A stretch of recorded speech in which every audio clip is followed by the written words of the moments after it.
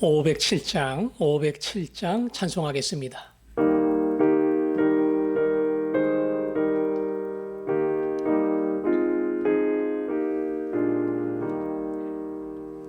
저 북방 얼음산과 또 대양산 오손 저 남방 모든 나라 수많은 백성들 큰 죄악 범한 민족 다 구원 얻으려 참 빛을 받은 의리 고도라 부른다.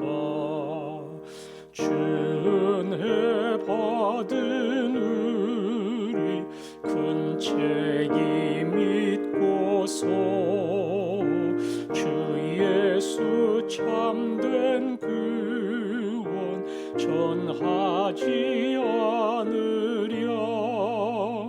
온 세상 모든 백성 참 구원 얻도록 온 몸과 재산 드려 이 복음 전하자. 만왕의 왕된 예수 이 세상 오셔서 만 백성 구속하니 참 구주시로다. 저 푸는 바람 따라 이 소식 퍼지고 저 바다 물결 따라 이 복음 전하자. 아멘. 어제도 우리가 선교사님들을 위해서 기도했는데요. 오늘 한 번 더 기도하도록 하겠습니다.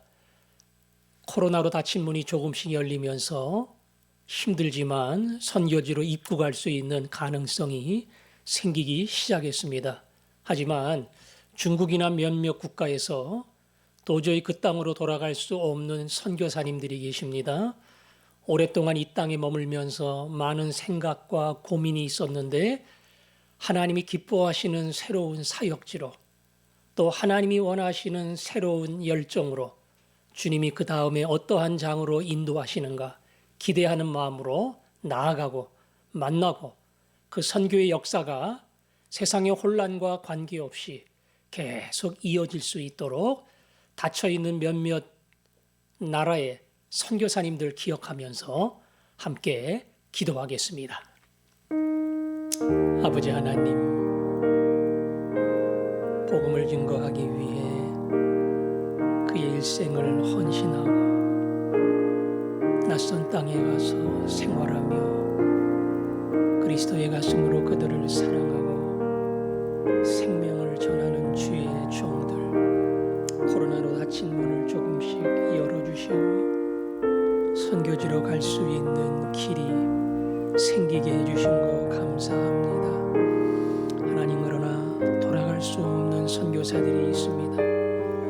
또 다른 이유로 선교의 문이 닫히고 비자를 얻을 수 없는 답답한 중에 있는 주의 종들, 이제 이들이 구체적으로 하나님이 인도하시는 다음 사역의 장을 찾아가야 됩니다. 이제 사람들도 만나고 먼저 앞서가는 선교사님들이 하고 있는 사역도 찾아가 보게 하시고 나를 향한 주의 뜻이 무엇인가를 알아 그 길을 따라가며 또 새로운 방법으로 선교의 사명을 감당하는 주의 종들을 될 수 있도록 이들을 담대하게 하시고 소망을 더하여 주옵소서. 아멘.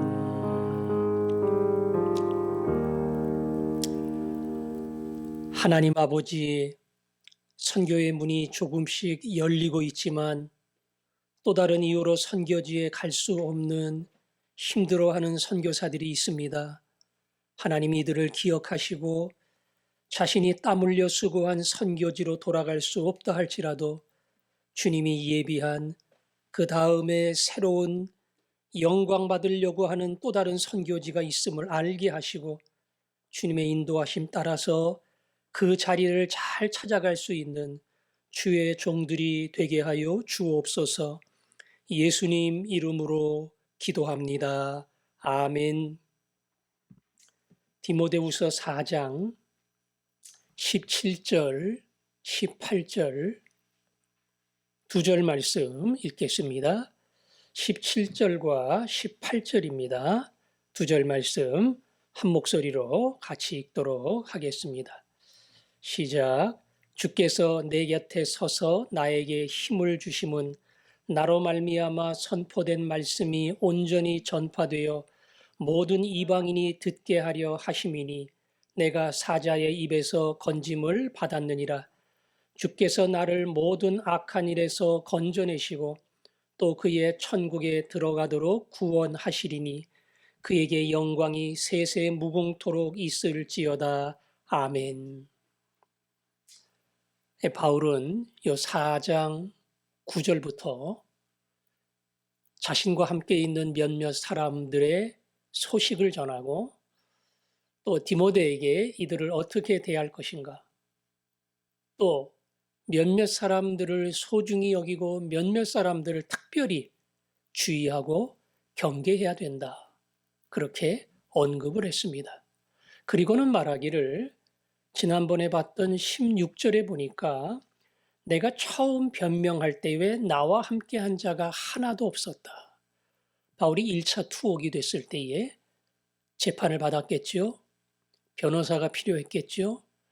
바울 주변에 많은 사람들이 있었고 심지어는 공부를 한 똑똑한 충분히 변론할 만한 사람들이 있었다 할지라도 아무도 위험을 무릅쓰고 바울 곁에 서서 변론을 하려고 하지 않았다. 모두가 다 나를 떠났다. 그때 아무리 믿음의 종이라 할지라도 바울에게는 얼마나 인간적인 서러움이 있었을까.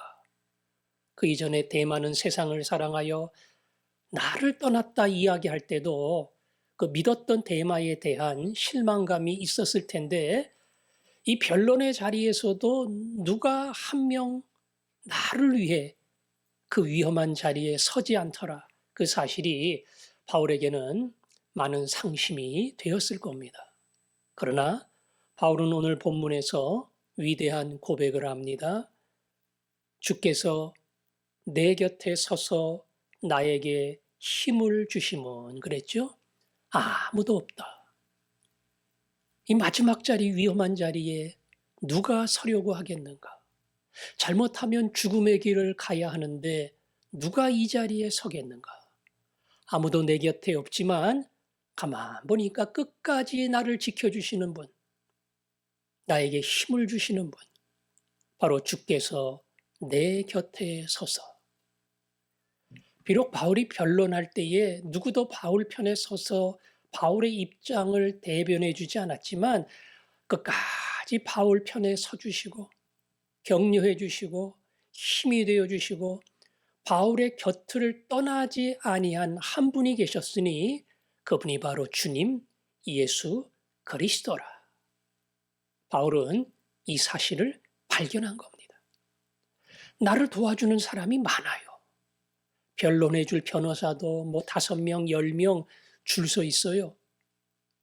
물질적으로 후원할 사람도 많고 여러 가지 옥중에 있지만 부족한 것이 없을 만큼 재판석에 갈만해요.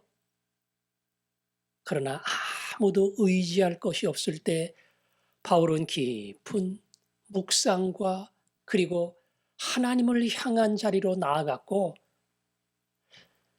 인간의 도움이 아닌 예수 그리스도 성자 하나님이 자기 곁에 오신다고 하는 이 놀라운 사실을 발견을 한 겁니다.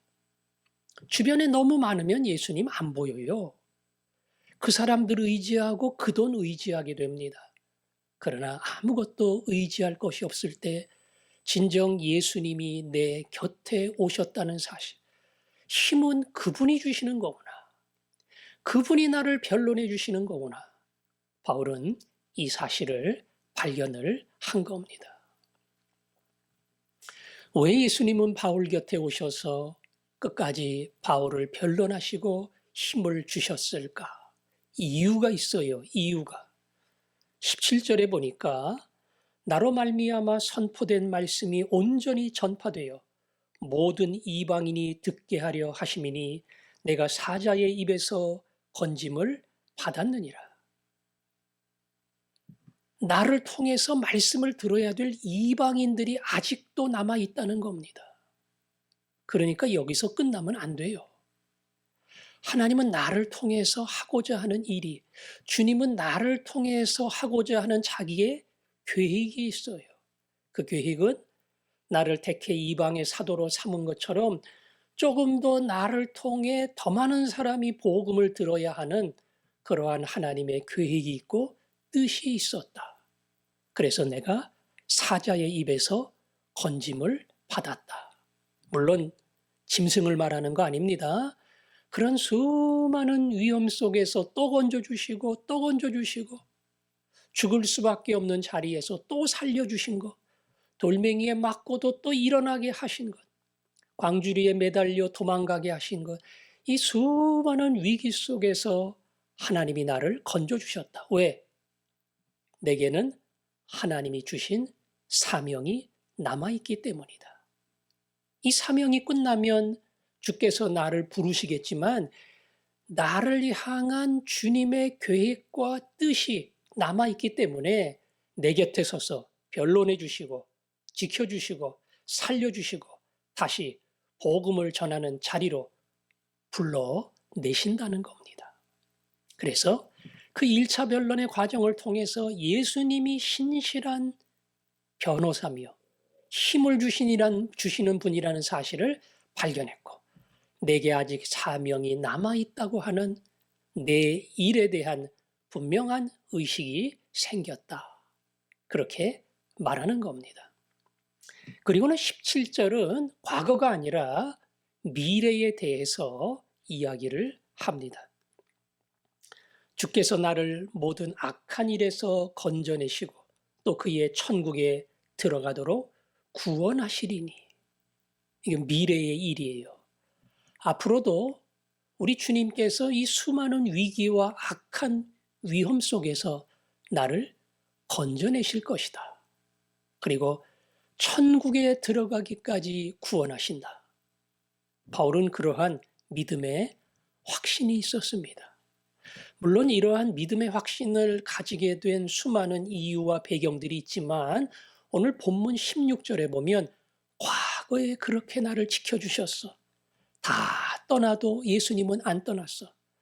다 위험 때문에 외면할 수밖에 없었지만 끝내 예수님은 내게 힘을 주시고 끝까지 나를 지켜주셨어. 그 과거에 주님이 나를 도우셨다고 하는 그 은혜의 경험이 있는 것을 알기 때문에 그 주님이 동일한 주님이라면 앞으로도 똑같이 모든 악한 일에서 나를 건져주실 거야.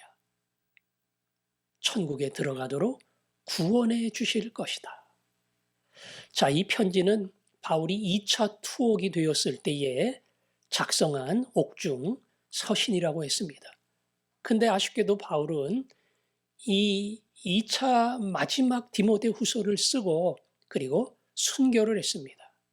다시 말하면 1차 투옥에서 석방되어 주변 이방의 땅에 복음을 전하고 심지어 스페인까지 다녀왔다. 그런 말이 있을 정도로 활발하게 선교 사명을 감당하다가 다시 투옥이 됐는데 두 번째는 현실적으로 그러한 새로운 어떤 하나님이 주시는 기적 같은 일이 열리지 않았다는 겁니다. 다시 말하면 2차 투옥에서 바울은 순교했습니다. 그런데 말은 악한 일에서 앞으로도 건져내실 거야. 이렇게 이야기하잖아요. 이 말 속에는 내가 죽음의 위협 속에서 예수님이 주시는 힘으로 살아나는 그러한 수많은 기적을 경험했다. 앞으로도 안 죽는다. 그런 말은 아닙니다. 내게 사명이 남아있다면 앞으로도 주께서 나를 계속 붙들어 주실 것이다. 그러나 종국에 가서는 천국에 가기까지 구원하신다. 내 종국의 믿음은 천국의 완성이야. 그게 내 믿음이 기대하는 마지막 소망이다. 이 땅에 남아있는 동안 주님은 나를 통해 자기의 일을 이루시고 그 일을 위해 나를 계속 일으키시고 사용하실 거야. 그러나 어느 날 나를 부르시는 그때가 올 거다. 근데 그게 끝나는 때가 아니고 내가 그토록 기도하던 천국의 영광 가운데 들어가는 구원의 완성이다. 나는 그날을 기대하며 산다. 바울은 이렇게 이야기한 겁니다. 그래서 결론이 뭡니까?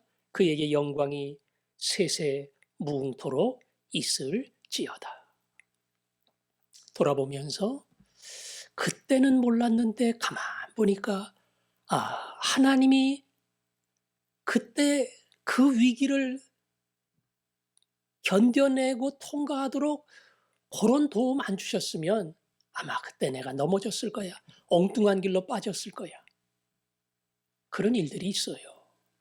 근데 앞으로 비슷한 일이 닥치면 또 걱정하고 또 근심합니다. 과거에 나를 건지신 주님이 앞으로도 나를 건지실 것이다. 더 나아가 내게 사명이 있다면 아무리 위기 상황이고 끝난 상황이고 더 이상 진행할 수 없는 막다른 골목이라 할지라도 하나님이 내게 남겨두신 일이 있다면 하나님은 계속 나를 통해 일하실 것이다. 병중에 힘들어하고 노년에 퇴원의 가능성이 없는 그러한 어른들이 계십니다. 내가 왜 이렇게 오래 사는지 몰라. 그리고 이렇게 병중에 고통을 받는데 퇴원하는 것도 아니고 왜 하나님이 나를 남겨두시는지 몰라. 하나님의 결정입니다. 아무리 아닌 것 같아도 그 상황, 그 건강, 그 위치에서도 내게 주시는 하나님의 사명이 있어요. 할 일이 있다니까요.